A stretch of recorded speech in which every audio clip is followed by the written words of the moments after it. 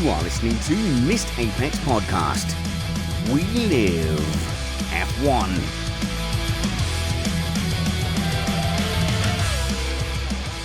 Welcome to Missed Apex Podcast. I'm your host, Richard Reddy, but my friends call me Spanner. So, let's be friends. Today, we are reviewing the Miami Grand Prix, which for once wasn't terrible. The shot in the arm that the Miami Grand Prix needed. Yes, I know that our audio sounds a little bit different as we are on location. I am here joined by Matt Trumpets. Hello, Matt. I just want to say my wife and I are available by hire for any Grand Prix team that would like us as coolers for Max Verstappen. I don't know what a cooler is, but I assume you're saying that you basically were some kind of vex or curse for Max Verstappen because you were there. A cooler is someone who gets hired to kill someone's gambling streaky luck in a Vegas casino. Oh, that makes sense. And the missus and I happened to be at the race, and look at the results. I had the opposite thing. So on Saturday, I wore a brand new Lando Norris cap, McLaren with the 4 on it, and he got wiped out. I took it off and wore a box auto cap today, and he won the Grand Prix. I too have magical powers and should be entertained by race teams. I was going to say, this is excellent from a single data point. Look at all the magic we've created. Exactly. And we're also joined by TikTok sensation Cristina Lee Mace. Hello, Cristina. I am here. I'm happy. I've been here for a while with these two, and we have now formed one brain, one mind. It's magical. It's fantastic. But that's instantly not true because we disagree specifically about certain racing incidents, such as Carlos Sainz and Piastri. I know we disagree on that. And I know me and Matt disagree about who's at fault between Kevin Magnussen and Logan Sargent. So there's going to be plenty to discuss on this boiling hot episode of Missed Apex Podcast. We are an independent podcast produced in the podcasting shed with the kind permission of our better halves and support of our patrons. We aim to bring you a race review before your Monday morning commute. We might be wrong, but we're first.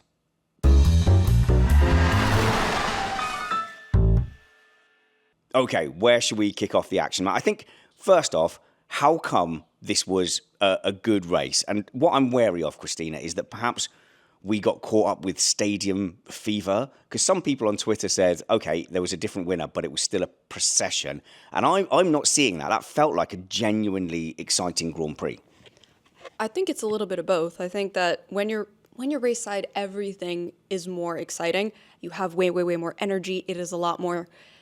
You feed off of other people, and you can't replicate that. Everybody was cheering every single time Lando Norris came around when he was leading that race, and that's just magical. I also had a number of people who were at home who were tweeting me saying, this was phenomenal, this was fantastic, really enjoyable. So I do think that there are just some people who choose to be cranky because, yes, a large part of Formula One races are processional, but that's just a core part of the sport. Unfortunately or fortunately, that's how Formula One is designed. And if people don't enjoy that, maybe they shouldn't watch. Oh no, we're not gatekeeping, are we? Actually, Joe, it's not gatekeeping to tell people if they don't like it, don't watch it.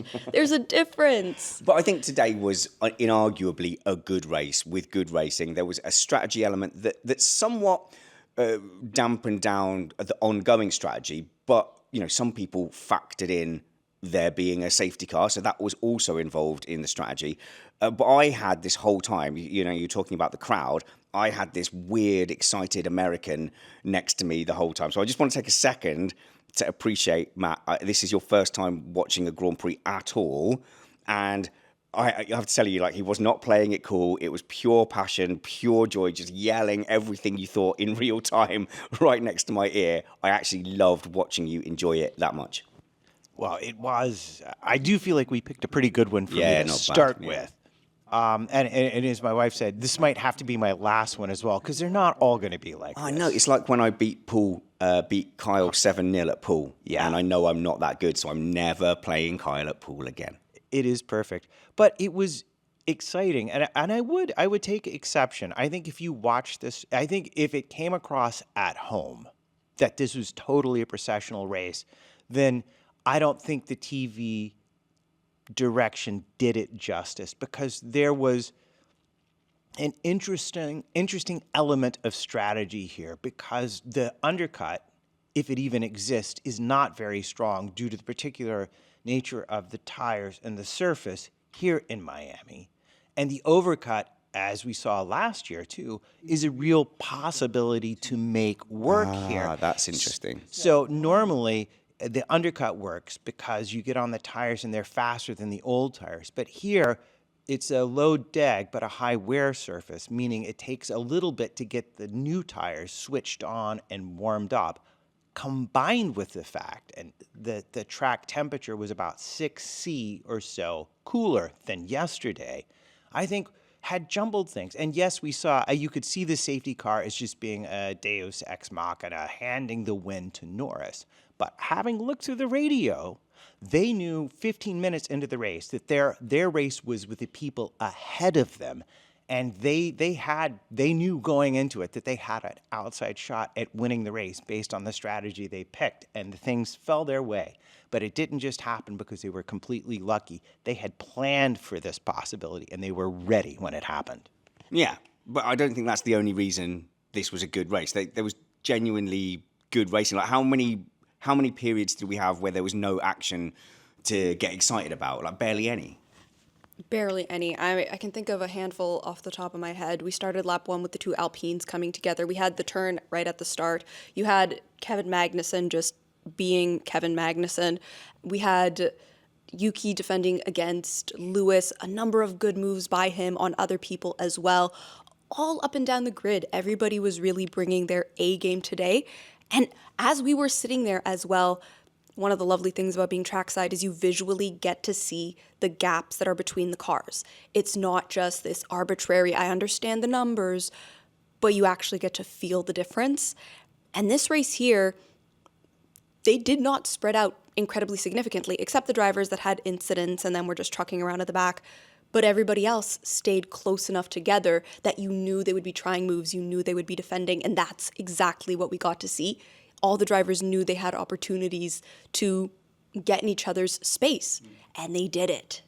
Also, shout out to Nick behind us in the grandstand. It just so happened we were sat in front of a Missed Apex listener, which was absolutely fantastic as well. If you ever see us out and about at a track, always come and say hello and ask Matt about tyres, and then you'll kill an hour and a half of time between sessions. So I think we can't go too long without just getting straight to the point here, which is this was an incredible day for Lando Norris. And as much as I talked about Matt being an excitable puppy all throughout the Grand Prix, my right ear, where Matt was, yes, that's taken some damage. My left ear has taken even more damage. I think it's fair to say that Cristina Lee Mace has outed herself as a Lando Norris fan.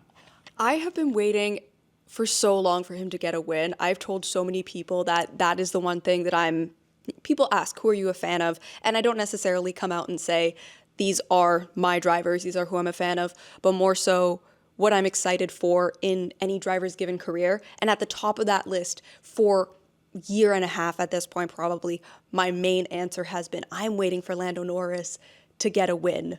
Every single time I turn on a race, I'm like, this could be his day, this could be his day.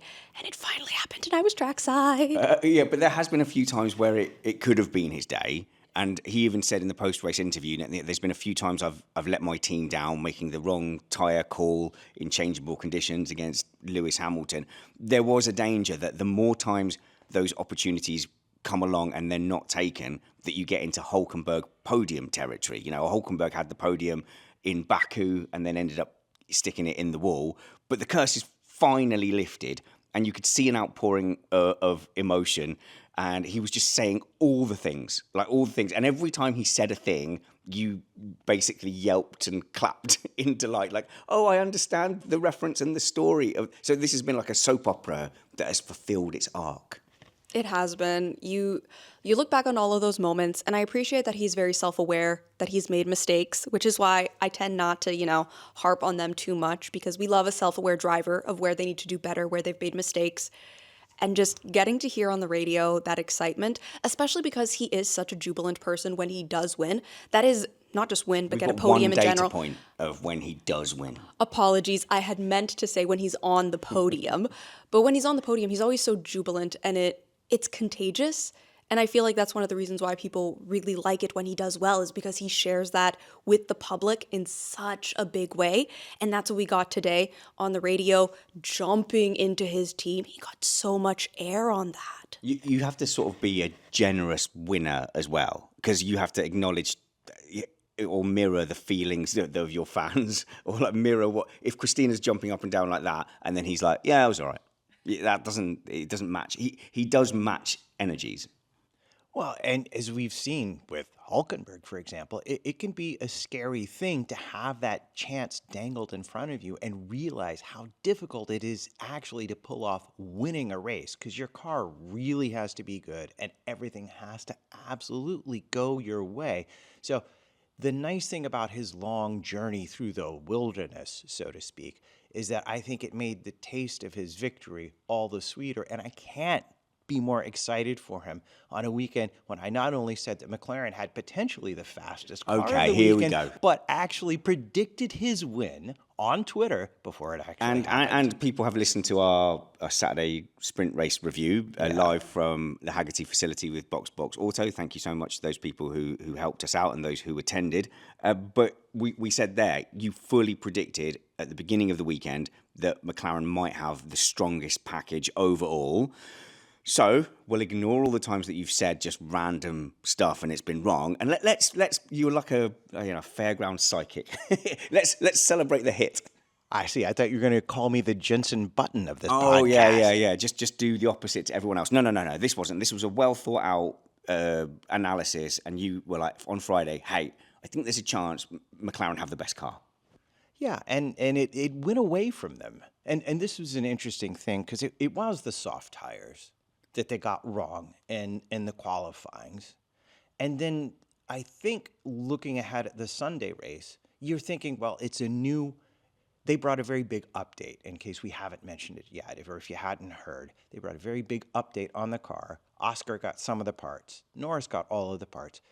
But it's also new, so I think they may have missed out the Saturday, but I believe they were looking at an evolution to Sunday's race because they spent all of their practice time on the medium and hard tire. They didn't really run the soft tire in the only practice they had.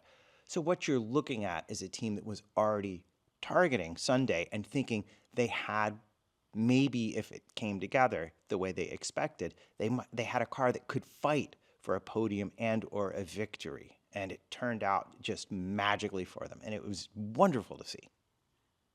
Are these upgrades in sync? I mean, because we heard Mercedes had upgrades as well. That seemed to do next to nothing. So here's the fear: if you're a McLaren fan, they downplayed expectations because we were all aware of what they did last season and were expecting that kind of jump back up to second place. But is this just a case of, well, they've brought upgrades and other people haven't, or have they unlocked the elixir of pace?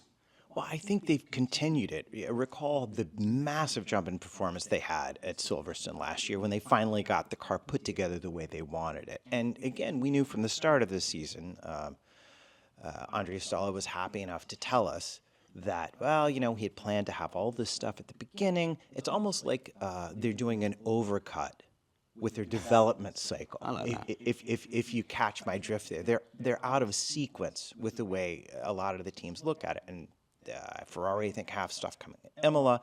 So it's always a moving target. But I think what we can say after this weekend is fundamentally the upgrades are working broadly the way they expected and are bringing a gain in performance that they hoped they would get. The next set of races for them will be about optimizing it and dragging the next tenths and hundreds out. So one of the stark things about this victory for Lando Norris, because I think, yes, McLaren have done stuff, but the journey for Lando Norris is sort of complete in a way that now he's got that out of the way. There's a stark contrast between him and Piastri. And so I won't lie, in the Piastri versus Norris war, I've been hoping that Piastri was going to deliver something. It just felt to me like today with Piastri, there was something more than raw pace missing. The wheel-to-wheel just didn't land either. Definitely. I know we all get very excited about Piastri, as we should. He's a phenomenal up-and-coming talent. But there's also a lot that you can only get once you have experience. He just has to put the mileage in before he can be truly competitive with Norris. And a huge part of that is managing his tires. Getting used to pulling them together for that longevity has been a weak spot of his, and it's getting better, but you have to wait and see. And yes, today his wheel-to-wheel was solid, but comparatively to some of the other drivers with more experience and how we saw them operating their cars, it did feel like a slightly different level of confidence. Not to say he was unconfident, just, the difference between someone who's done this a couple hundred times in a Grand Prix and someone who's done it, under 50. So he was up against Sainz, and it felt like a fairly fair fight. So maybe the Ferrari had a bit more performance compared to the less upgraded McLaren, but it's really hard to tell. It was broadly a fair fight. They could both go fighting, and in every scenario, you kind of think, well, I think the better driver has come out on top here. So it feels like he went up against, did some sparring with Carlos Sainz and got shown up a little bit. And then even when he was going around the outside of Sonoda, there's a lock up there, and so everything wasn't smooth, and there was a couple of incidents with Sainz where, okay, we can do our first whose fault is it if you want. Whose fault is it? Okay, so let's do our first whose fault is it then. So Piastri is coming down the outside. I can't remember who was overtaking who, but Carlos Sainz had the inside line, goes a little bit, on a line that's past the apex and collides with Piastri. So I think this is one we disagree on, Cristina. Whose fault is it? I know I'm not coming at it from a driver perspective because I haven't started on my journey yet of sim racing, even though I keep getting told I have to start. But in my mind, they were headed for a collision course, and the person who is in the best position to make it no longer be a collision course is Piastri. He can see that Sainz is going to be coming into his space. So in my mind, more responsibility would have fallen on him to take avoiding action. I think one of the things that upsets me when I look on Twitter, and I don't mind having a debate on Twitter, but I feel like there's a new generation who has a completely different rule book in their head from me. And it could well be that I'm stuck in the past, that I'm stuck in the 80s and 90s. And if that's true, I'm willing to change. But there's a bunch of people, Matt, who say, with a bunch of stuff, oh, he didn't make the apex. So Sainz didn't make the apex, therefore it's his fault for going past the apex and running into the path that Piastri was taking. Well, I would refer them back to Rosberg and Hamilton in Austria. In 1874. That's how far we're going back. But the reality is, for me, my broad guide to deciding things like this is much like Christina's. I think the rule should be whoever left the least amount of space for their opponent in the event of a collision should be held to be more responsible. Now, if you're a steward, there is that gray area of the racing incident. It could be 60-40, and you could decide they were both kind of being a little bit of knobs we don't do that here. But we don't do that here. And I would say that Sainz used a very obvious tactic that Piastri was trying to forestall by driving the way he did, and the contact occurred. And for me, that's I think Piastri maybe just being caught out a little bit unawares more than anything else. So I would lean a little bit on the Piastri side of the fault here, even though I think a lot of people will look at the rules technically and say, no, that was Carlos Sainz because he was the one who drove into Piastri's space. Sainz got a penalty. He did. He got a 5-second penalty for that incident. So according to however the rules are written and how the stewards interpreted it, yes, it was more so Sainz's fault, but they also they explain it in their rulings, in their FIA documents, but my methodical mind, I want to know how close was it? Are they talking like 55% his fault versus, 60, 70, 80%? But they don't accommodate me like that, and I think that's very rude of them. But you are allowed to defend on the inside by not taking the apex. So I mean, there's loads of examples we can point out. The Rosberg one was much more comparable to Kevin Magnussen this weekend on Lewis Hamilton. Yeah, where you just go, I'm not going to make the corner. I don't care. However late you brake, I'm going to brake a little bit later, and I don't care whether that means I miss the corner or not. Yeah, because I'm just essentially going to keep you from turning in at all costs so that I can be ahead of you. And I don't know.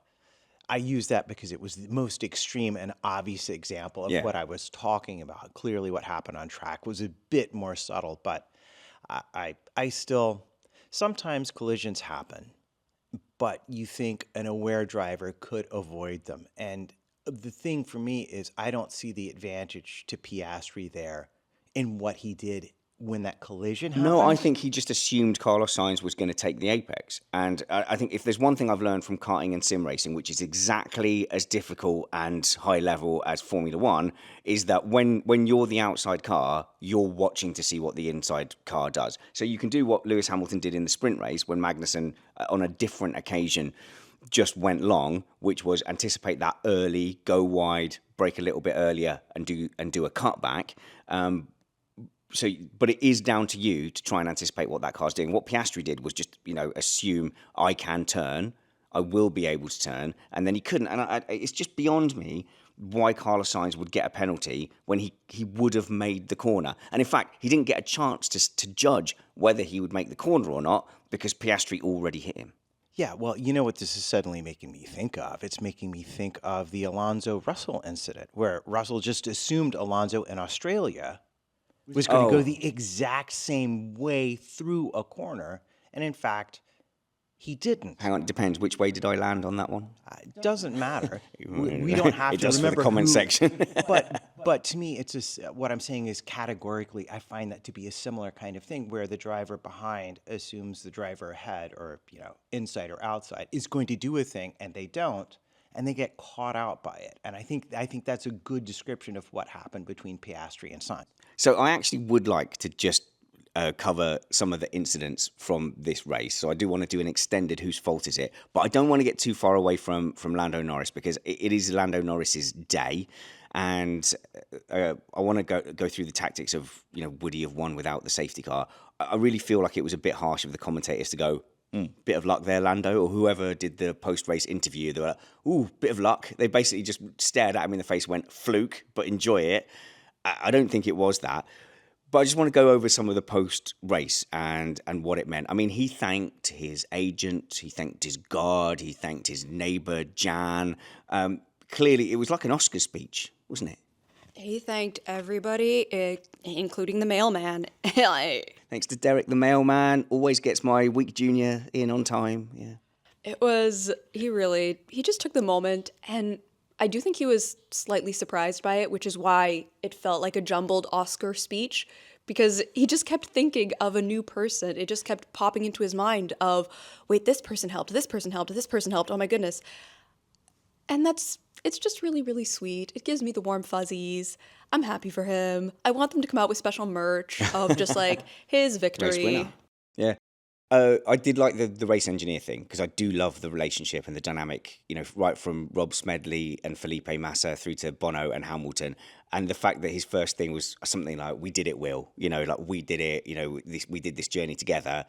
Again, emphasised not a Norris fan. I would have taken a Piastri win more. But that got me. That got me in the way that like Lilo and Stitch got me in the heart. And you go, that means something. And then the jump into the pit with his mechanics was... I did wonder like whether they're still under scrutineering, and you go, my suspicious mind went, oh, he had helium balloons or something, or he had weights that he could dump, that there's some cheat involved in that he could jump into the pit, dump a load of weight, or it'd be the opposite way around, wouldn't it? Pick up ballast from his teammates. But it was such an emotional scene because we all feel like he should have won earlier. Definitely. It's the long time coming type of a moment. We were all waiting for it. Breath was being held. One of the great tweets I saw online was somebody who, they hadn't been in the main crowd. They had been closer towards the paddock, but they were able to hear the giant collective cheer from all throughout the stadium, all throughout the track, all of the grandstands, all the GA admission, just everybody cheering all at once for this victory. You could feel it rattling the grandstand. It was just incredible to witness. Yeah, when he came around for that final lap, I had literal goose. My hair was standing up on my arms when he came around. It was staggering. And even at the lap 28 safety car, when you're like, he hasn't pitted yet. He's been on the Yeah. media. It was 28 laps. This is It what I was wanted to go to him, next. So, it was yeah. Ricardo and Joe and Tsunoda, which is why he wound up 7th. He came around, and you're looking at what's going on the track to the best of your ability, and you're like, he came into those pits. I'm like, he's going to get out in front of Verstappen here. He's going to lead the restart of the race on brand Yeah. new spanking tires. We've got a real fight on our hands, or so. I want to just give credit to Lando Norris here because he started on mediums, and the people who were planning to go long obviously started on hards. So that if you're on hards, that's the typical goal hanging where you go, okay, there might be a safety car, and if I'm still out there while others are pitted and we get a safety car, then we basically get a free stop, right? Yes, I'm excited because I'm going to get to talk about tires in a second. But go ahead. Okay, yeah, cool. Don't worry, we'll let that happen. But here's the fundamental thing: is that he wasn't on that strategy. He was on medium tires, and from that point, they go right. Can we go long? Can we factor in the safety car? Not every driver would be able to do that. So the team knew that they could do that because they know what Lando Norris can do. So if we're wondering, is Lando Norris the real deal? Has he got this capacity to be a future world champion? This kind of situation is clutch. And you heard the team interactions and they're discussing what they can do. And it's yes, we can. There's no doubt. It's true. Moments like these, it's accumulation of making all of the right calls, the right setup calls, the right strategy calls, having plan A, B, C, all of your contingency plans. And they had that today. They knew what they would do if things went their way, if things did not. Things did go their way, which is very good, very great. I mean, they were presented with a situation they were prepared for. Yes. And that's what I mean by it went their way. But it was on them to be prepared, and they were. Yeah, because I think there was some chatter that they knew that if they're planning for a safety car, they're in the position to take advantage of it. But I just really want to dwell on the fact that not every driver will be able to switch from we're going on an attacking softer tire first and then the harder tire to then go, let's switch it on, let's tire safe, let's go long. There's a limited amount of drivers who could do it, and if we say the drivers who could do it, we're talking about Alonso, Verstappen, Hamilton. We're talking about the greats of Formula One. So in the data points of is Lando Norris ever going to join those guys, that's a tick in the yes. Yeah, he's very clearly demonstrated he can manage the tires in a way that you have to in this current era with Pirelli. But what I like about this is they were very early, like I said, they were on the radio very early on, but they also knew that the hard tire wasn't as good of a tire, race tire, as the medium tire. And they made the decision to hang back and wait and save. He was saving more than Piastri. He was saving more than Sainz. And so they had this information coming into this period, and they knew the safety car window was open. They didn't pit for the virtual safety car. I think it was track-wise not an opportune moment for them, but they didn't seem fussed by it either. I think they were beginning to sense, and the radio transcript that I briefly scanned seemed to suggest that they were beginning to think at that point, once they got past the virtual safety car, that a podium or a win might be a genuine possibility on strategy grounds. They were thinking they might not even need a safety car. I want to discuss whether the safety car handed Lando Norris the win, even if we say they planned for perhaps a safety car and whether he would have won anyway.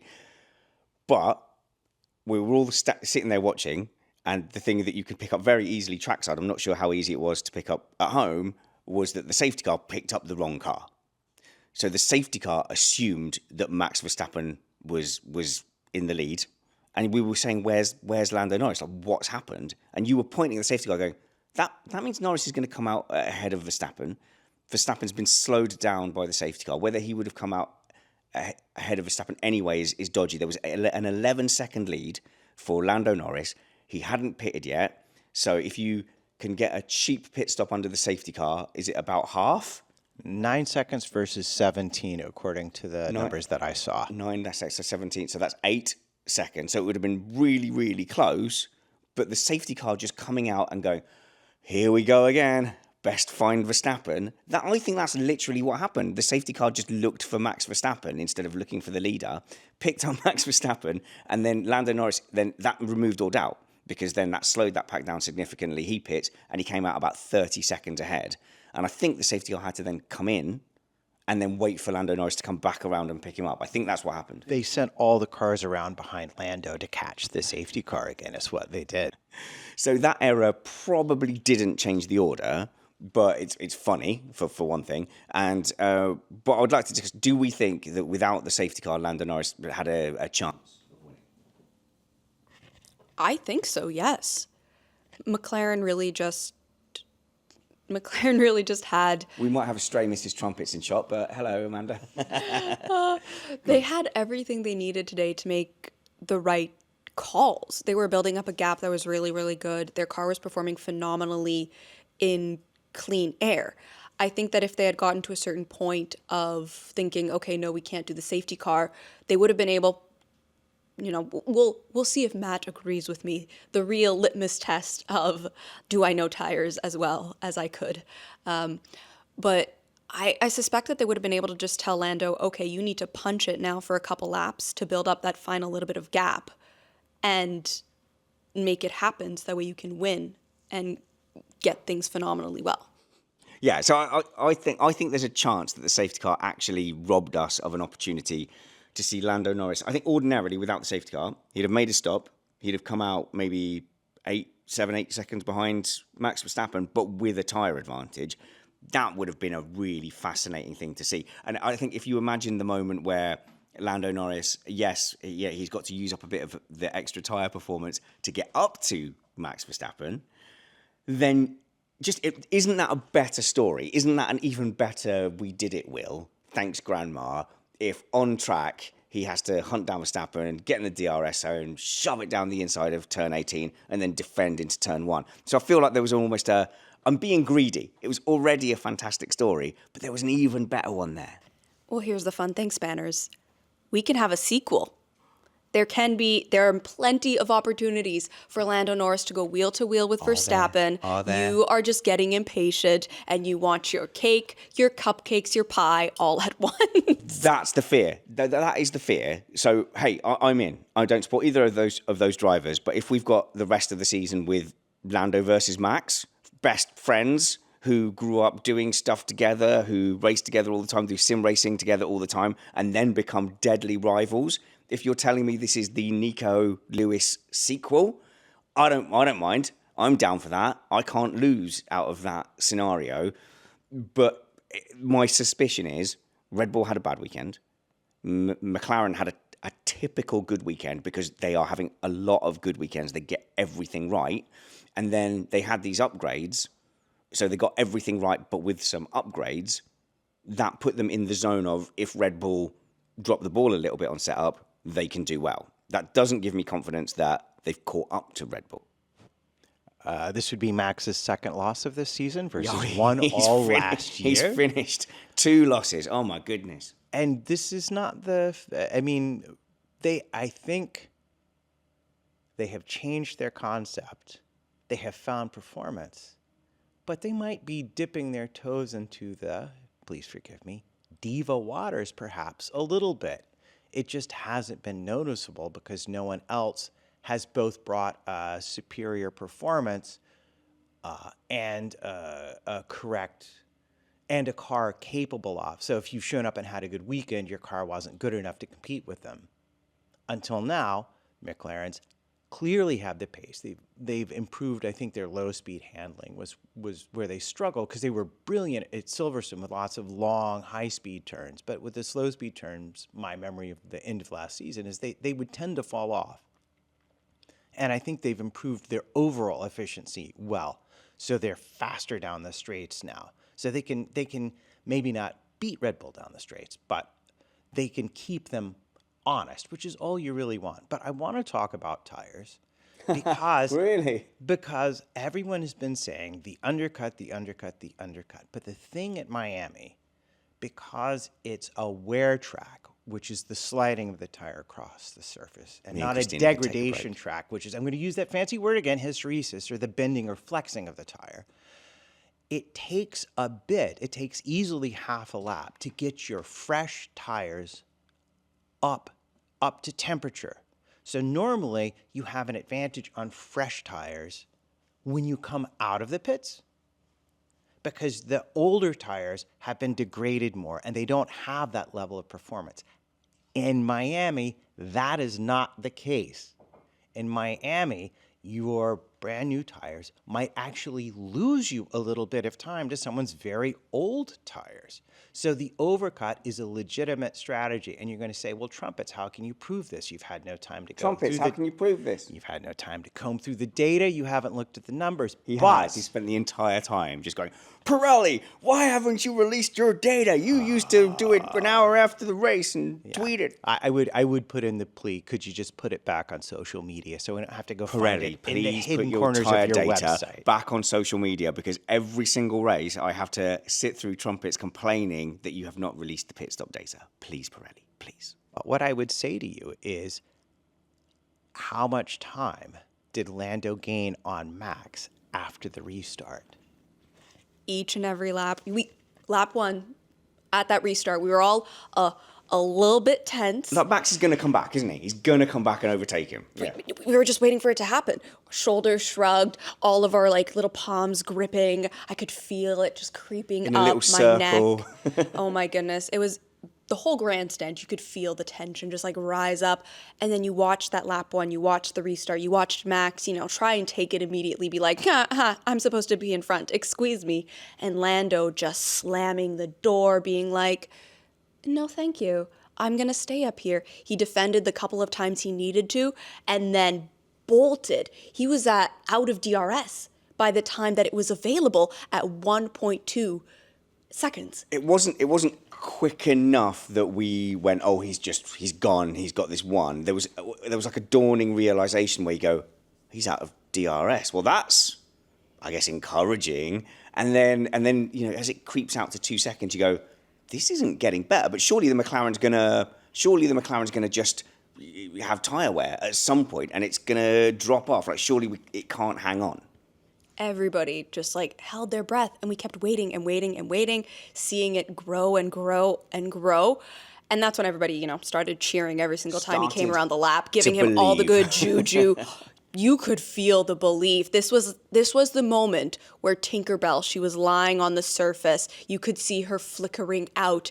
And then all of a sudden, everybody, I do believe in fairies. We all get that reference, so that's good. And one of my favorite things about attending the race is that the F1 fairy godmother showed up and granted us not 1, not 2, but 3 wishes. Okay, I'm going to regret this, but hey, Matt, why don't you list those 3 things? Well, I think the first one would be pretty obvious for everyone if they were going to an F1 race. You get to see a race that Max doesn't win. Now, I need to preface this, or follow up by saying, it's not that we hate Max or think he's a terrible driver, but he tends to win an awful lot of the time. So it's exciting when somebody not Max wins, unless you're a Max fan, in which case you're not even really that bothered by it because you just know he's going to win the next race anyway.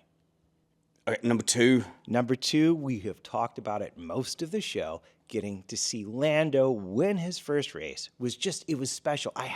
The hair was standing up on my arms. In case I didn't mention it last time, I'll mention it again. It was very exciting to see someone win their very first Formula One race. It was just super duper cool.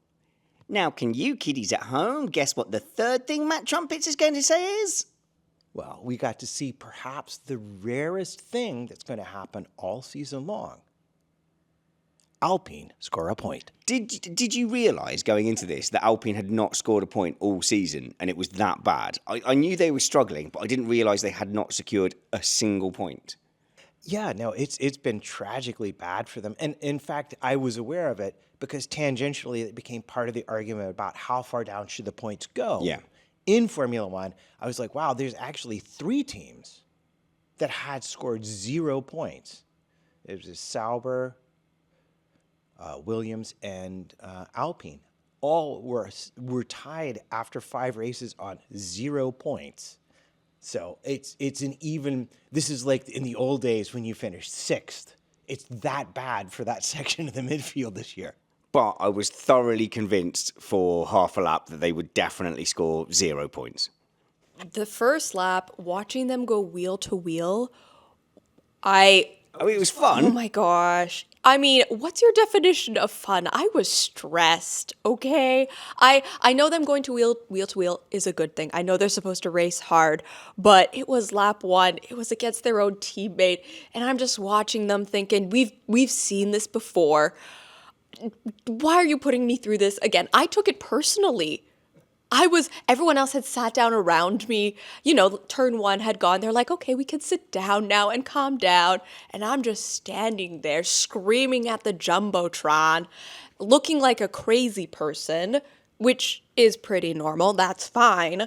But it was a bit much. If you're emotionally invested in one driver or the other, then you can sort of follow that. But at the beginning of the race, all we saw was the 2 Alpines going head to head. Now, out of the 2 Alpines, if I had to pick one of the Alpines to crash into the wall, I'd say yes. No. But I would want you to be sad, so I would hope it would be Alpine Ocon rather than Gasly. You know, I would broadly, not a fan of Gasly, but if I had to choose, I would choose that. But you couldn't tell which driver was which initially. So a lot of the shots were like on boards or from the rear, and it was just 2 Alpines splashing. And you go, I don't know what I want to happen, but I think I want chaos at this point. Well, yeah, you're going to get me started on my Andy Rooney impression. Why is it that they can't put the names of the drivers Why can't in they type put that the names I of the can drivers? read? When they had the shark fins, do you remember the shark fins? So the whole of the rear Yeah. just was like a sail, and you could then have that opportunity just to have their face on there. They never took that, but that possibility existed. It does take too long to identify which driver is which. You have to stare. So with the Mercedes, you're looking for a glint of yellow, and if it On the doesn't have T-bar, that, yeah. no, I mean, I was looking at the helmets. So Hamilton's helmet is a bit more distinctive than that. It's really hard to tell the Alpines apart. You're just looking for that streak of blue and yellow. And there's hardly any of the cars where you instantaneously know that that's that driver. The only one that you can really tell is the Williams, because Albon takes the correct racing line through most of the corners, and the other car is also there. I would argue with you. I think Sargent generally takes the correct line, Sargent too. probably knows the correct lines much more than me. But honestly, I think you could tell the difference in body language between the drivers watching it on track. And I remember that from Silverstone last time I watched cars on track. But you really can see, like, Verstappen's line was much more aggressive on acceleration through turn 18 than Perez's line. Yeah, you start to see differences in how the cars are being driven, and that is something that often doesn't come across well. You on just have to be television. there, really. You just have to be there. That's what I've always said. It does help. You do see new and different things.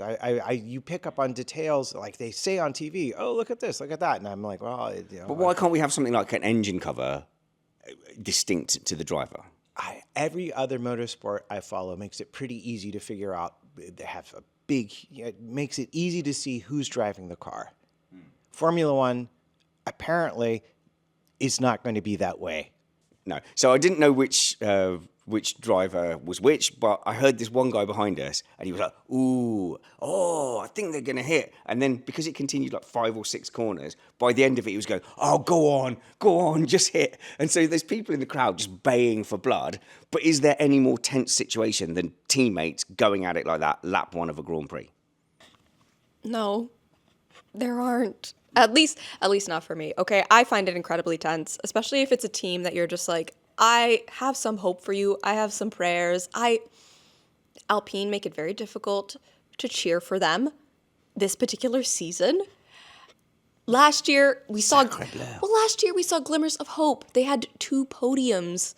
They were regularly just pulling out these fantastic performances, and then we get to this year and you're just like, please just continue on. Please continue, that upward trajectory. I'm rooting for you to start getting a little bit better. I love rooting for an underdog. I love watching teams, pull themselves up by their bootstraps and get to a better place. Where's the pulling up? Where's my glimmers of hope? It's killing it for me. it's making me very sad. It's really frustrating because you got the Ryan Reynolds thing, you got the new investment. But I'll tell you what, I will raise you. The only thing worse than watching a pair of teammates fight like that at the beginning of the race would be watching a pair of teammates like, say, Ferrari teammates at, say, Monza fight like that at the end of the race. Are we talking about the Sainz Leclerc one into turn one? Yeah. I thought that was quite tame. I thought that was quite a tame teammate battle. No, in Monza. Yeah. Last year, where they just about destroyed each other, trying to take, was it second place they were fighting over, or no, or the podium? And they got to the end of it, and they asked Leclerc, well, what did you think about that? He goes, yeah, that might have been a bit much. That might have gone over the line. Okay, so they aren't the only two teammates that were battling, and that was fun to watch. But Alpine laughed it off by going, oh, it's just good racing from the guys. We weren't at all terrified the entire time and, paying the bill, seeing the repair bill flash before our eyes kind of thing. So they tried to play it down, but there's no way that was in the plan. And it does show that maybe those two know that they're auditioning for whatever seat Carlos Sainz doesn't take, perhaps. Perhaps. I mean, we've seen that both drivers clearly are talking to other teams because things aren't going so great at their current team. And both drivers are rated fairly highly. They've scored podiums and wins, both of them. So they're not, they're not middle of the fielders in the way, or they're not just, they're accomplished journeymen at a minimum, with potentially a ceiling that has yet to be discovered because they haven't had the machinery to find how high they can really go. Well, teammates battling, right, or clashing. We nearly had the most epic of teammate coming togethers, and from a Perez fanboy point of view, this is going to be difficult because I'm going to hand it over to Cristina. Have you ever seen, when was the last time we saw something as directly, irresponsibly ballsy as that deliberate, insane dive bomb that Perez did into turn one? Mexico last year, when Perez did the exact same thing and got overly excited to try and get first at his home race. But Miami's kind of home racy. The support was massively for Perez. Yes. This is true. Yes, and it is one of his weaker points. He gets a little overexcited at race starts. He was lucky that there was a gap there. A smarter move could have been made. I see, I've followed him for a long time, and one of the things I've liked about him is that he is actually like a little bit, I'll lose the battle, win the war. And one of my criticisms of him has always been not being gutsy enough off the line, losing out, on those little one-to-one battles. Well, okay, where instead of sixth now, you're down to seventh and you're under pressure from eighth. Whereas if you'd have made that move, now you're looking forward to fifth. So those isolated occasions, I remember Mexico now, maybe it is that the home race means so much to him, which is lovely. Can we have a well done, sweetie, for trying? Is that the thing? Yes, well done, sweetie is definitely a thing. At least you tried. Here's a cake. But trying is a fantastic thing, but picking your battles is an even better one.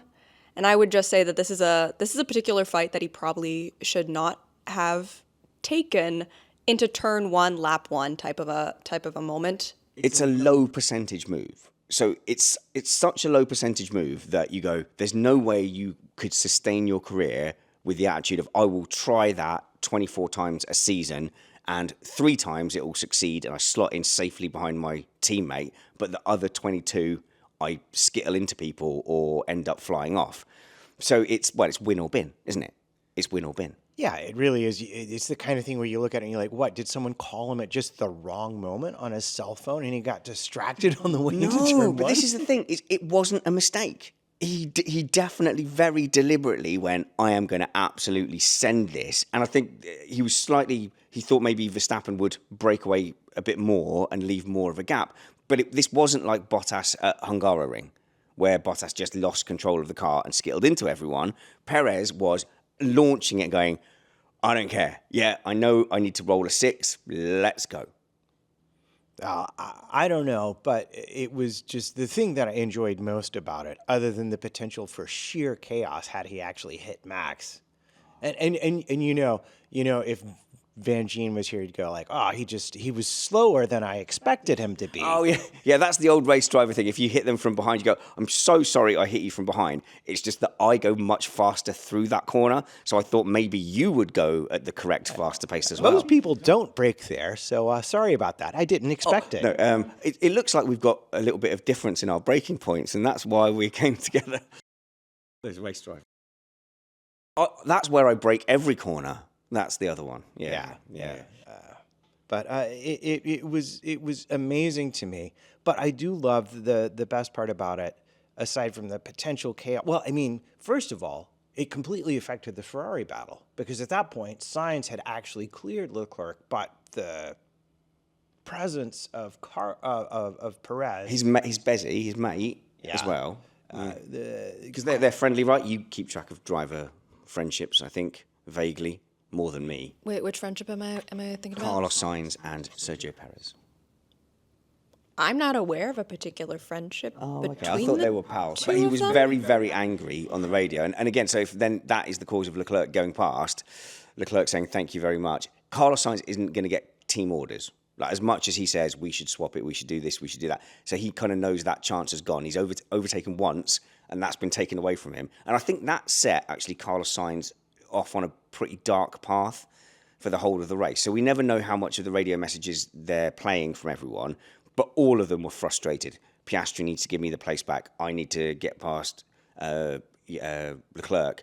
And at some point, doesn't somebody just come over the radio and go, oh, mate, look, I think we'll discuss this later, is the normal thing.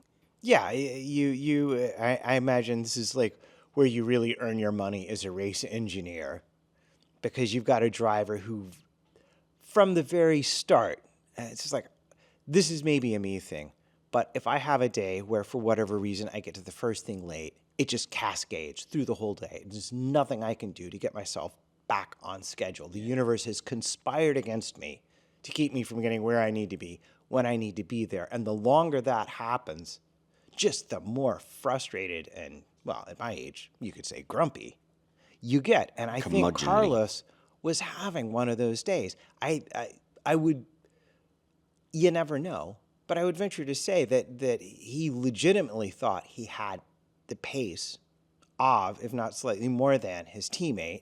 He definitely got removed inadvertently from being in front of his teammate.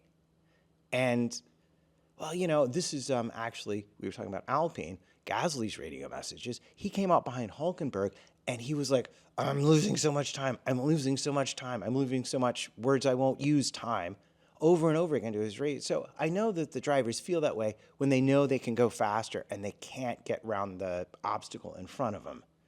And yeah, Ferrari's not going to help him. But then they asked Leclerc after, he's like, yeah, well, it's a good thing we all saw that coming, huh? Yeah, from a long way back. I think you see that missile, but he did come from a really long way back. I can't wrap my head around how high a risk thing that is for someone who I don't think is generally a huge risk taker when it comes to overtaking. So something's switched over in his head. He's gone, do you know what? Yup. I'm just going to go for it. So it feels out of character, and that could have been a lot worse. So he got away with that, at least. I've got another whose fault is it, where I think we may argue. Have we done Logan Sargent? No, we have not. Logan Sargent versus Kevin Magnussen. We started arguing about this at the track, and I said, let's hold fire. So, Cristina, kick us off. Whose fault is it? Remind me what happened so that I can remember which side of the argument I'm on.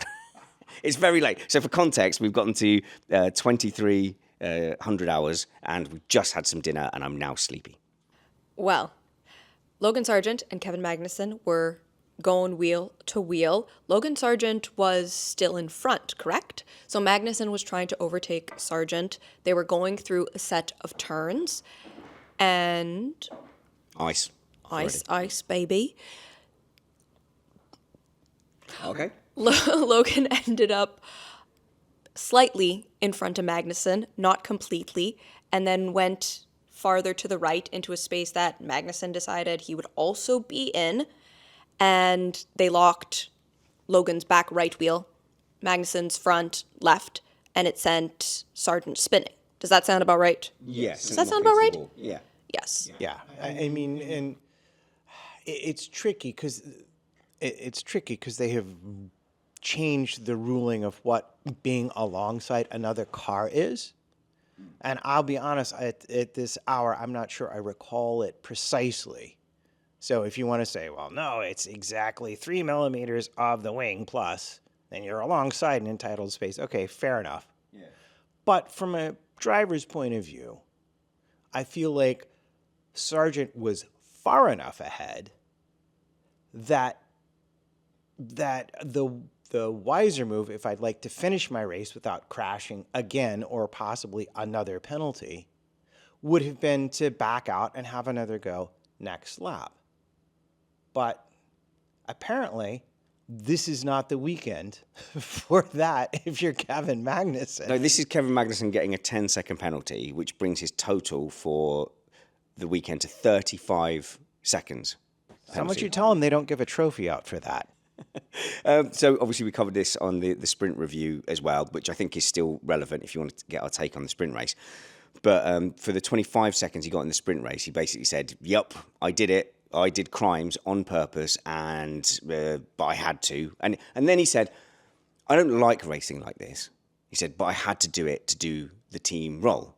But that's on the back of having driven like this for a few years now, and then the following day also drives like this. So his defense of, I'm reluctant to drive defensively to the point I damage other cars and then get a penalty, sort of wears a little thin.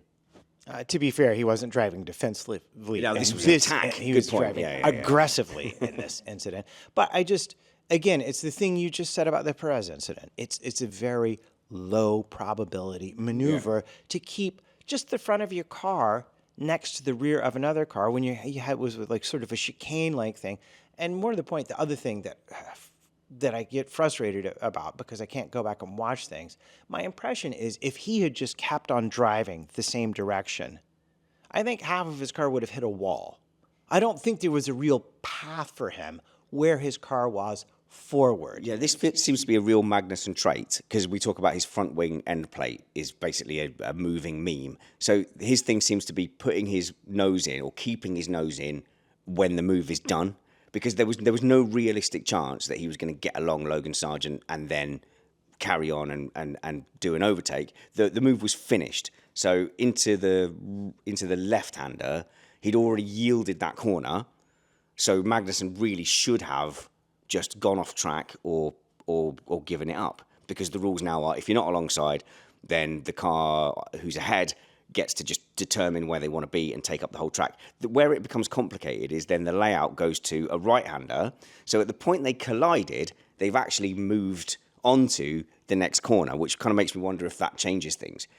But even if not, it's still just sticking his nose in, and I think that's the Magnussen flaw at the moment, is that he will just stay in a combat situation longer than anyone else. Yeah, and it can work out in his favor, but again, they're what were they? What even place were they fighting over at that point? 15th, maybe. Yeah, but he was battling with Lance Stroll, wasn't he? Like a couple of races ago for 16th, as if it was for the World Championship. Yeah, and having a good battle is all well and fun, but what's the problem? What's the win here for you if you get that place versus what's the downside? And just to me, you watched that movie Rush recently, did you not? I did. I let the kids watch it as well, but we had to skip a few moments. They each had to hold a pillow, and then at various points I'd have to yell "pillow," and they put the pillow over their face, and we hit mute until it's done. And Niki Lauda is like, well, I will take the risk. When you pay me to take the risk, like, what's my reward going to be here? And for Magnussen in that fight, in that moment, I don't see the reward with his actions, with where he put his car. I just don't see the reward there. It's a much higher percentage of contact, and an almost 0% he gets the place out of it, even if, by some miracle, Logan sees him in his blind spot and leaves him enough space to just barely get by that wall. He's still not going to be past him. He's still mostly behind him. So I don't see I don't see what win he was going for. How about that? So for a car that's as far back as Magnussen's Haas typically is, we shouldn't be speaking about Magnussen as much as we do. And week in, week out, we're having these incidents. I think we might have just got to the point like where he's the equivalent of a 70-year-old or 80-year-old who has said, it doesn't matter whether I give my opinions out loud or not. I can just say whatever I want all the time. Magnussen has reached that point. I can just drive however I want all the time because I'm an old-ish driver. Yeah, but I do think it's important to reiterate that the way he was driving yesterday was a team thing. That was a different incentive than I think today he was just... I think that was an excuse, the team thing. You think so? Yeah, I think that... I will disagree with you. But We're going you to get go Cristina first. talking about hockey again. By all means, you go first, and then I'll tell you why I think it really was a team thing. Okay, I think he is seeing himself losing track of Hülkenberg. So Hülkenberg's showing pure quality at the moment, is getting the big Audi offer, and that leads to more and more frustrating situations where he can't just keep dawdling behind and proving the point that he doesn't have the same value as Hülkenberg. He has to be muscling in he has to be the guy that's beating Lewis Hamilton. Like, fight Lewis Hamilton harder than ever, because if you beat Lewis Hamilton in wheel to wheel, that means something. If you can keep him behind, that means something. And if you go down with your sword swinging and you can say, oh, I did the team thing, that's better than Hamilton cruised past me and once again I finished 3 or 4 places out of the points behind Hülkenberg. It gives his thuggishness meaning. So you're saying he's trying to demonstrate to the team there's more than one way to bring value. I think that's part of it. But of course, Hülkenberg is off-seas to Sauber next year. So Magnussen's place at this team is pretty locked in because they're not going to want to have no drivers who've ever driven the car before and one of them a rookie on the team. So I don't think he's worried about next season so much. But in the case of the sprint race, Hülkenberg had actually broken his DRS.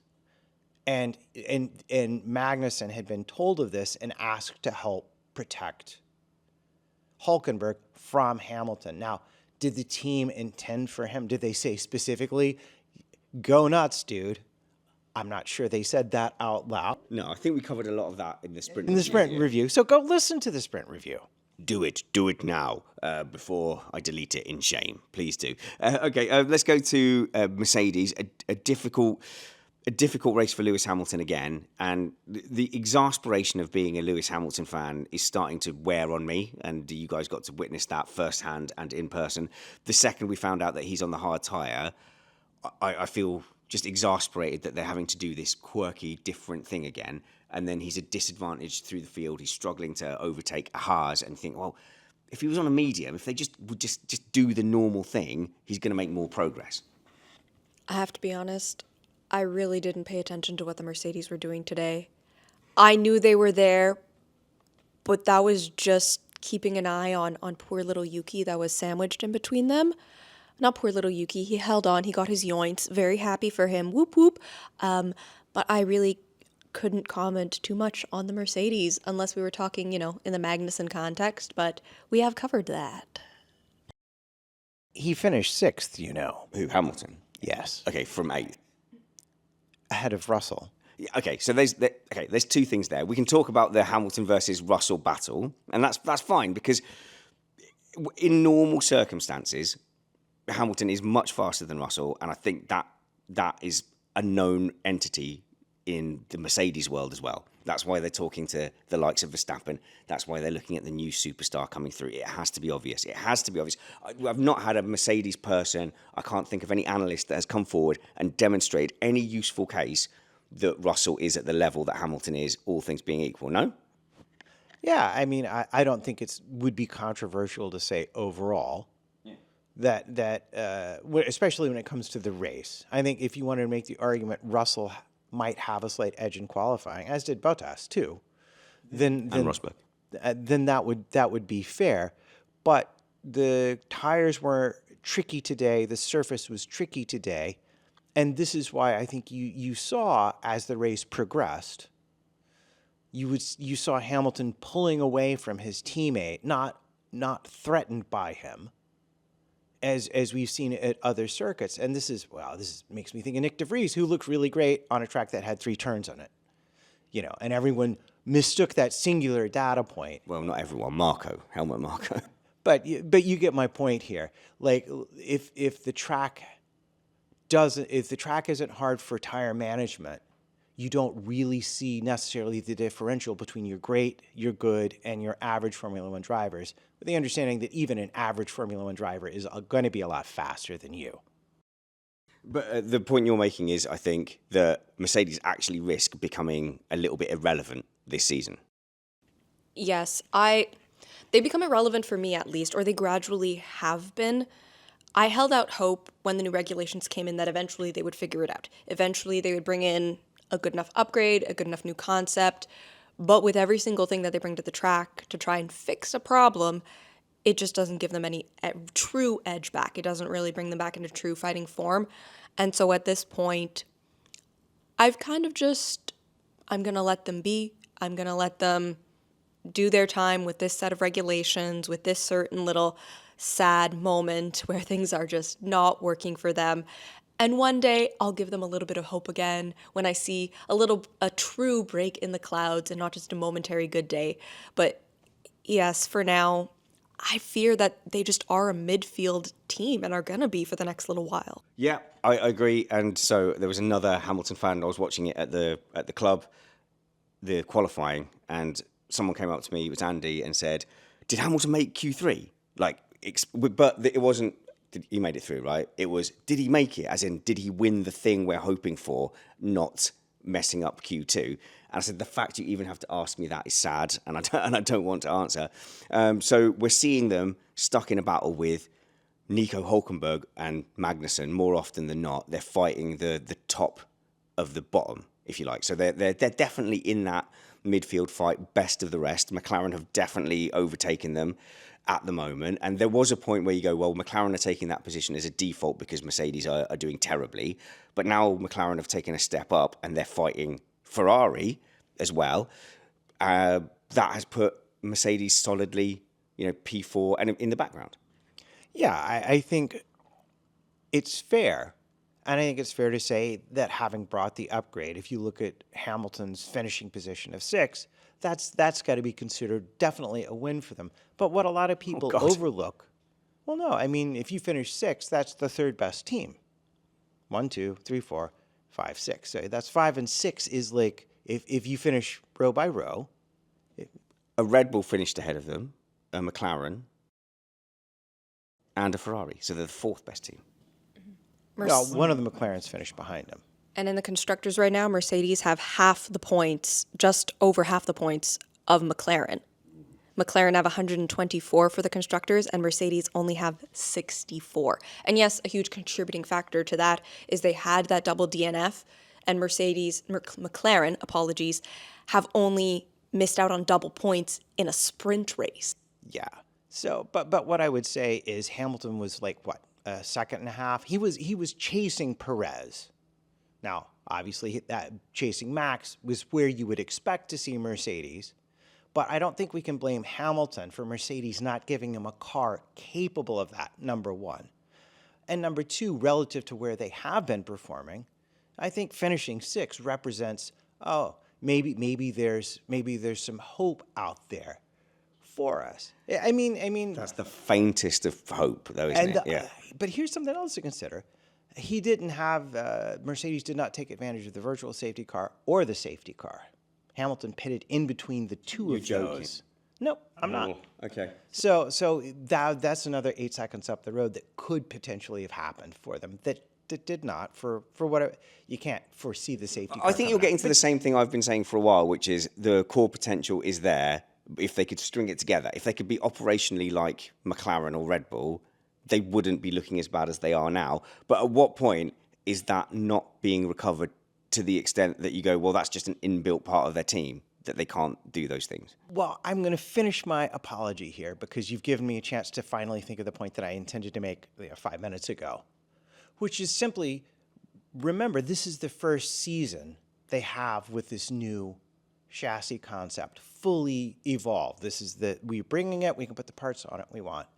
every other team out there has been going with the same concept for, this is what, the third season now? They're essentially 2 years behind on development.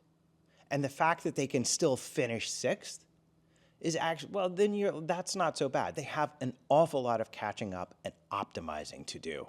So if we're just looking at results, fair.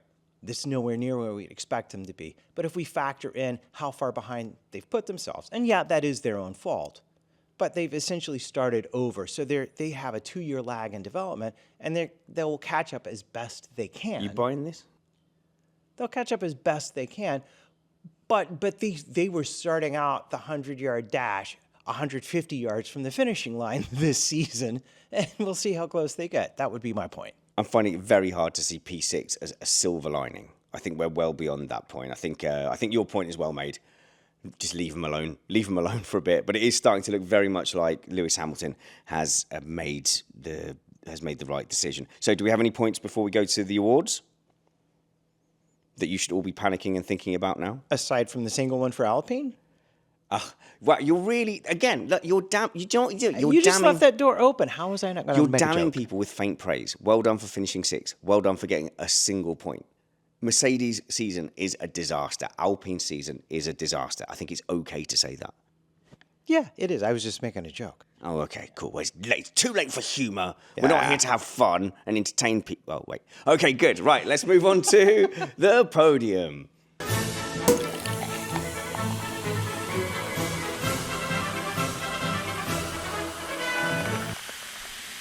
In what was a surprisingly good non-rain assisted Miami Grand Prix, we had for the first time in a long time, a winner not by default, a winner not by DNF from Max Verstappen or the weirdness that was going around technical directives in Singapore, but just a genuine fight between Red Bull and McLaren where Red Bull didn't turn up with the best setup and McLaren did. And you had a driver in a position to take advantage of that. So I will look to our panel and ask them things. Who looks ready? Cristina Lee Mace. I was about to say at Cristina on Racing, but that's Chris on Racing. That's Chris Stevens. You do have race in your handle. No, Cristina Fast Cars on TikTok. Cristina.fastcars on TikTok and at Cristina Lee Mace on Twitter. Ah, good. Oh, we should plug our friend's book as well. Do you have it to hand? So, this is Race Weekend magazine by our friend Magnus Greaves. This is the fancy coffee book, coffee table books with the fantastic pictures. It's like a travelogue. We're seeing some pictures on the YouTube version. And if you have this on your coffee table, you will look like a fancy rich person who has fancy rich person F1 things. So it's definitely a talking piece in your house. I have several of them dotted around, and when people come over, they love leafing through them and ask questions about it. And it's a great conversation starter. And you will also support Missed Apex as well, because Magnus gives us a cut of sales that come from the sales that come through this affiliate link, which I'm going to read out and link in the show notes below. It's really long. Just click the link. It's raceweekend.co/collections/books. Just click the link in the show notes below. Cristina, what was your thing of the weekend? Lando Norris winning. Oh, you've taken the low-hanging fruit. I'm sorry. It's been a long time coming. I've said it a million times, but it's true. What else I know there's a million things that you could pick. I know that people are going to be able to find, other things to be happy about. But you have to give the props to Lando. You just have to. It's not just a win for him. It's a win for the entire McLaren team. This has been something they've all been working towards together for a long time. Yes, thing of the week. Norris win. All right. Well, I'm going to go for Yuki Tsunoda P7, even though he was a beneficiary of the safety car.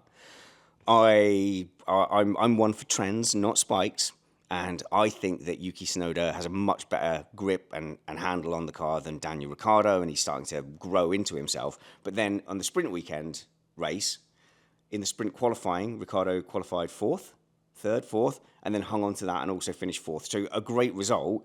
And the temptation is for everyone to breathe a sigh of relief and say, yay, Ricciardo's back. Tsunoda is rubbish after all. We were right, even though we looked wrong for a season and a half. But I think I'm glad that could be corrected early, like immediately. Ricciardo had a bit of a nightmare in qualifying and then got a penalty to start last, but didn't look like he was making any progress anyway. So I'm now heavily emotionally invested in that battle between Tsunoda and Ricciardo. And another data point for Yuki, P7. Go Yuki. Matt, 2 rumpets. Who was your thing of the weekend? Well, not a who. A what? My what? A where? And a where. A when? And a when. Was sitting in the stands at turn 18 when the cars first came on track. Now, I will apologize to Chloe Chambers because it's a toss-up, her getting a podium, because I am a bit of a longtime fan.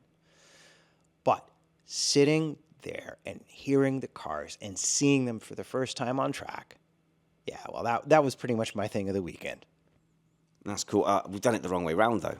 So I wanted to do the negative thing first so that we could end on a positive. But now we're going to end just being snipey sofa armchair fans saying negative things. So, Christina, who missed the apex for you? Not a driver, not a place, not a thing. Maybe a thing, actually. But the map for the Miami Grand Prix. You stole mine. Still to this day, not properly having labeled which bridges and which areas of the track are not generally accessible to the public. We ended up going a very, very long way around because I was under the impression from being there last year that there was a bridge that was blocked off. It turns out we were half right. Half of it is blocked off for the general public and half of it is for special people. Long story short, we took a very, very long route because the map just wasn't as clear and as communicative as it could have been. And as someone who has designed maps in the past, I have a whole portfolio, it's not that hard. Due to a mishap with tickets, we ended up being late. And so it's a long way when you park, and it was a very long way to get to our seats. And we only had 40 minutes, I think, to get there before sprint qualifying, the sprint race. So we ended up doing a forced march in the baking heat, which involved quite a bit of running as well towards the end. It was like a scene from a war movie, desperately dragging people behind us. And we literally made it to the grandstands just as the cars were setting off. And I do have 16 seconds of footage of the 16 seconds we had to spare, where all of us are dripping with sweat, having all but run through the Miami Stadium. So a little bit of a bad for us, but I think that made the experience better because it was constant tension as to whether we would make it because, the start is the most important thing, I think. Yes, tension is fun in a weekend. We have a great story now. We've bonded together. I still would like them to have a better map, though. I'd also like them to have a consistent map between the paper, the app, and the website. And maybe a little better control of traffic and, a little thought about ingress and egress. And if I'm really going to complain about things, am I Andy Rooney? Why is it that? I would love it as someone who's a musician and reaching an age where sometimes hearing things in certain ranges can be challenging. I would love it if they would consider putting closed captioning on the Jumbotron, especially for things like radio messages. Signs radio. It's what it sounded like to me. That's what he said. I had no idea what any of the radio messages were, and about half the time I couldn't hear the commentary either. But I don't want to be mean because we saw such a good race. I mean, as a New Yorker, there's an endless litany of things I could complain about, especially being in Miami. Well, this is the segment, so do it. Yeah. But I feel like I should focus on the bad thing that matters on track this time round. And I'm just going to go with, and I hate to do it because he has been one of my favorite drivers, but I got to go with Magnussen here. He's pointed out on purpose or not, kind of a hole in how the FIA deals with these things, in that it lets the bad actor stay on track and make the bad act a worse act. And I would like for them to think about ways to penalize drivers so that doesn't continue to happen without taking away the fair right of a driver to defend correctly against people, even if they're faster. So I get that it's a fine line. I don't think it's that difficult a line. So if you're racing and it goes wrong, that's one thing. If you're hitting people, defending people, and you get asked, why did you do that? And you said, on purpose, to be, I know I did the bad thing on purpose, and I'd do it again. And then he did do it again, and he's been doing it for years and years now. I think it's not a fine line.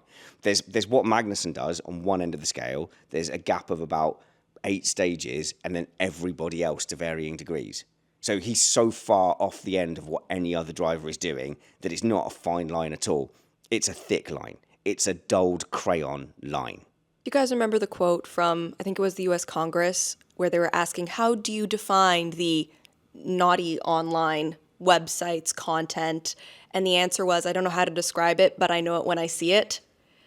This feels like one of those situations. Yes, it's very obvious. So, yeah, should someone have an arm round Magnussen's shoulder and say, perhaps you should take a weekend to think about what you're doing, and you and Lance Stroll just go and have a little break. They're both from very cold countries, so they could go sledging together, and they could discuss the difference between deliberately hitting people race after race and completely accidentally and bewilderingly hitting people without even knowing it. So they can swap notes. Which one would be worse, though? This is it. What would you prefer? It is quite difficult because Magnussen is admittedly and on purpose maliciously driving dangerously and illegally on purpose. Stroll, I don't think is doing that. I think Stroll is often just very unaware. I don't think he knew he was going to steer into Alonso. So, yeah, which I would one is agree with you worse? there. I don't know. That's why I asked you. Vote now. No, but I mean they're both bad. So we have got 2 drivers. We've got a few drivers in bad situations. We've got Sargent, who can't string a result together and is publicly and openly under pressure. We've got Magnussen on purpose hitting people, and Stroll just sort of blitheringly wandering into people. You made a good point about the Antonelli rumours, because people were starting to say because they'd asked for dispensation, it meant that perhaps Logan would be gone for Imola. Yes. And one of the interesting things that maybe someone did ask the question and I missed the article, but you do also have to be 18, not just to get a full super license, but also to just get a learner's permit, free practice only super license. So my big question is, are they really just asking so that way he can get those free practice sessions a couple months early? Which in my mind is a much more reasonable request than, hey, can he be a full-time driver on the grid a couple of months early? Extra practice in a car that he inevitably will end up with is not a ridiculous bad request in my books. But obviously the story got out, so why not just say, no, it's chill, it's for the practice sessions? Yeah, and now that you bring that up, which I appreciate you being so on it, with regards to that, am I wrong, or did not Max drive for a couple of years for Toro Rosso, a season at least, before he moved up to the big team? And if they didn't just take him and chuck him in at Red Bull, and why would Mercedes, in a regulation set that seems even a lot harder to walk into as a rookie, I mean, witness Piastri, improving, but still not anywhere near the level of Norris, despite the hype around him when he signed for McLaren. And why would you take someone with Antonelli's talent and throw them into the deep end at Mercedes, even at Williams, without giving him a chance to adjust to how these cars drive before you put him under the pressure of a full Grand Prix weekend? Well, and the interesting thing is we've gotten quotes from Toto and from James Vowles. Toto specifically saying, why would we rush Antonelli's development? And James Vowles saying, we have other problems right now. Yeah. But we do know the FIA has officially confirmed, like, yes, we have gotten this specific request. So it's just one of those weird situations where everybody's kind of looking around being like, I had nothing to do with this, but very obviously somebody had to have something to do with it. So where is it coming from? It's a murder mystery. It's Clue. It is who's in the dining room with the dispensation. It's Marco in the office with Toto's signature. We can start a serial-style podcast based on who's going to replace Logan Sargent and when. With all the bumpy stuff in the trunk of our car. Okay, yes, we can do that. Before it gets too dark, I'll do my Missed Apex Award, which is excluding LL Cool J from the driver announcements. And was there no razzmatazz? Have they scaled it back? Have they pandered to us frigid Europeans? It seems like they have. We arrived a little bit late in the day to the trackside, but we still would have been there soon enough for a driver presentation. And there was no noticeable fanfare. I didn't even notice that the Red Bull parachute drop had happened until I saw someone talking to them on the That could be a bad grid. thing, though. Not noticing the Red Bull parachute drop. Because they didn't open, yes, that would have been a bad thing. And obviously a highlight for Lando Norris was that Donald Trump was there. He was very pleased, it seems. He's quoted as saying, "That was an honor. For someone like this to take time out of their life to pay respect for what you've done, he was my lucky charm. Don't know if he comes to more races now. It was a cool moment." So obviously a very big day for Lando Norris all around. Go and follow Matt at MattPT55. Go and follow Cristina at Cristina Lee Mace on Twitter. And follow me, still the best one, at Spanners Ready or Richard Ready on Facebook and Instagram. Until we see you next, work hard, be kind, and have fun. This was Missed Apex Podcast.